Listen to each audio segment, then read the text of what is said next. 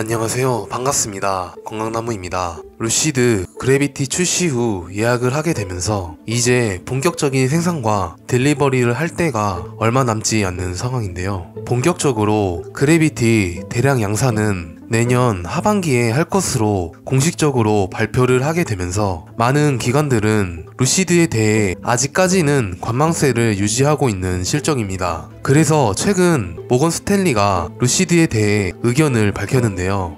한때 모건 스탠리는 루시드에 대해서 항상 부정적인 견해들을 밝혔었는데 이번에 루시드에 대해서 어떠한 의견들을 이야기했는지 들어봐 볼 필요성이 있을 것입니다. 이번 트럼프의 재선 이후에 전기차 보조금을 제공을 하지 않을 것이라는 것 때문에 전기차 섹터에 많은 투자자들의 투심을 감소시켰고 이로 인해서 루시드 또한 적지 않은 영향을 받았는데요. 이에 따라 모건 스탠리 아담 조나스는 루시드 전기차는 평균 거래 가격이 타사 전기차들보다 비교적 높기 때문에 인센티브 폐지로 인해서 루시드에게 미치는 영향은 작을 것이라고 언급을 했죠. 지금 루시드 에어 퓨어 같은 경우 69,000불에 판매 중이지만 최근에 루시드 에어 프로모션과 리스 임대 서비스로 인해서 판매를 크게 개선시켰고 앞으로 장기간 금리 인하로 나아갈 것이기 때문에 이번 4분기 전기차 판매보다 내년, 내후년 판매가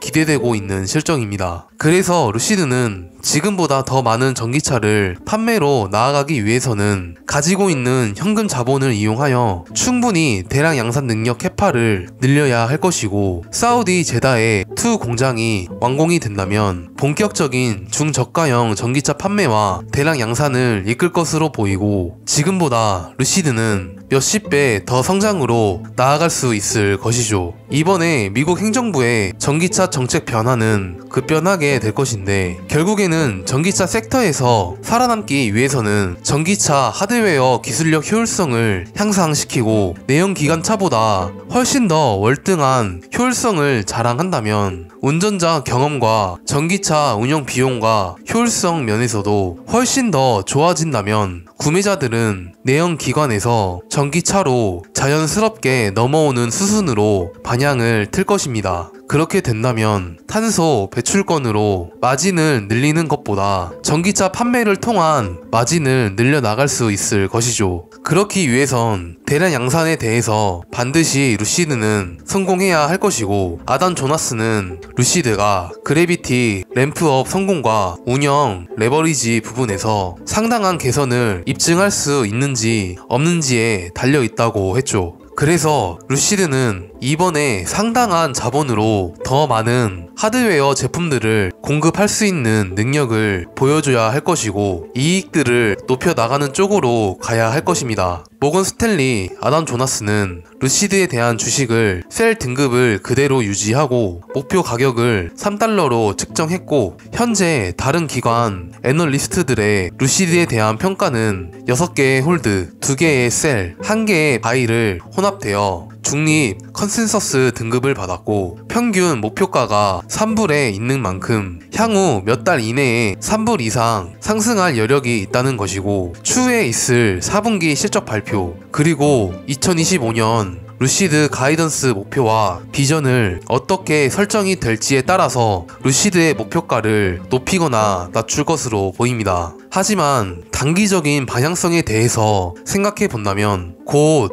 루시드 그래비티가 생산, 딜리버리는 얼마 남지 않았는데 그래비티 생산과 판매에 대한 기대감으로 인해서 단기적으로 가격 상승은 있을 것으로 보이죠. 그렇다면 어느 정도 루시드 숏스퀴즈 퍼포먼스가 나올 가능성이 있을 것이고 그러한 급격한 변동성으로 인해서 급등했다가 급락할 가능성이 있겠지만 장기적으로 루시드를 가져가는 우리들은 단기적인 큰 변동성에서 1위 1비 할 필요는 없을 것입니다. 어차피 초기 그래비티 판매량은 많지 않을 것이기 때문에 초창기 판매량에 실망할 수는 있겠지만 그래비티 퓨어를 통하여 대량 양산까지는 아직까지 시간이 남아있기 때문에 중장기적으로 바라보았을 때 더 많은 판매를 반드시 이끌게 되어 이전에 있었던 감정적 손실을 상쇄시키고도 남을 것입니다. 최근 루시드 에어는 LA 오토쇼에서 열린 2024년 제로 에미션 차량 어워드에서 최고 세단 상을 수상했는데요. 이 수상은 혁신적인 디자인 첨단 기술, 제로 에미션 차량으로서의 성능을 강조하여 세단 부분에서 차량의 우수성을 강조했다는 것이죠. 제바드는 매니아와 잠재 구매자의 투표를 기반으로 최고의 전기차와 하이브리드 차량을 기념하는 소비자 선택 시상 프로그램인데, 여기서 루시드 에어의 수상은 성장하는 전기차 시장에서 강력하고 매력적인 전기차라는 것을 반영한다고 볼 수 있죠. 그래서 이번에 공식적으로 수상된 모델들을 살펴보면 탑 세단은 루시드 에어이고, 최고의 SUV 전기차에는 리비안 R1S가 등재되어 있습니다. 이제 루시드 그래비티가 출시하고 그래비티를 경험한 많은 구매자들의 의견,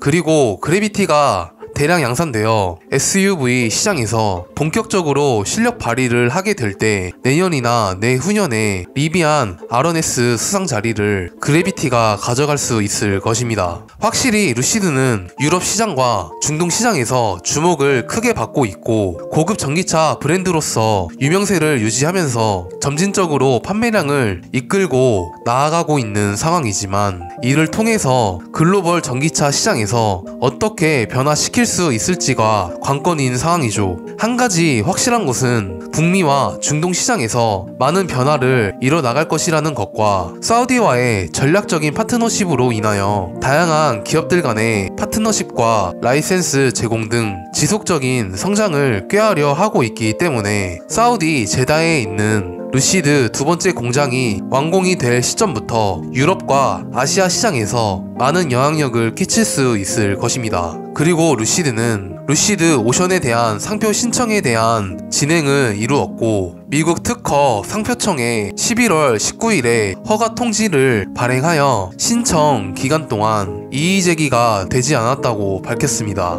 그렇다면 이제 루시드 그래비티를 넘어서 루시드 중저가형의 모델의 이름은 오션이 될 가능성이 높겠고, 4만에서 5만 불의 중저가형 전기차를 통하여 흑자 전환을 이루면서 중동에서는 사우디 시아와 협력하여 중저가형 판매를 위한 루시드 기술력 라이센스를 제공한다면 여러 방면으로 수익성을 늘려나갈 수 있을 것입니다. 우리는 미래 가치가 올라갈 것이라는 미래의 성장 가능성을 보고 투자에 임하고 있기 때문에 지금 같은 지루한 상황들은 투자자들에게 엄청난 투자 성과로 보답해 줄 것입니다. 이제 루시드 기술력은 다양한 친환경 에너지 사업의 확장성을 크게 늘려나갈 수 있을 것이기 때문에 우리는 그래비티 이후 다음을 준비를 해야 할 것이고, 루시드 성장 확장성의 끝은 어디까지일지 생각해 볼 필요가 있을 것이죠. 확실한 것은 전기차 시장은 이제 초기 시장이기 때문에 앞으로 가져나갈 수 있는 파이가 더 많다는 것이고, 초기 시장이라서 성장이 둔화되어 보일 수는 있겠지만 본격적인 성장세에 돌입하게 되었을 때 무섭고 빠르게 확장될 것이고, 루시드는 그 중심에 있기 때문에 어떻게 방향성을 운영하느냐에 따라서 앞으로의 가치는 천차만별일 것입니다. 그래서 일단 루시드가 목표로 하고 있는 가이던스와 중저가형 전기차의 판매로 성장을 시작할 때 다시 한번 루시드에 대한 확장성을 논하는 것이 맞을 것이고, 지금은 성장을 위한 발판을 다지고 있기 때문에 긴 안목으로 지켜보셨으면 합니다. 시청해주셔서 감사드리고 구독,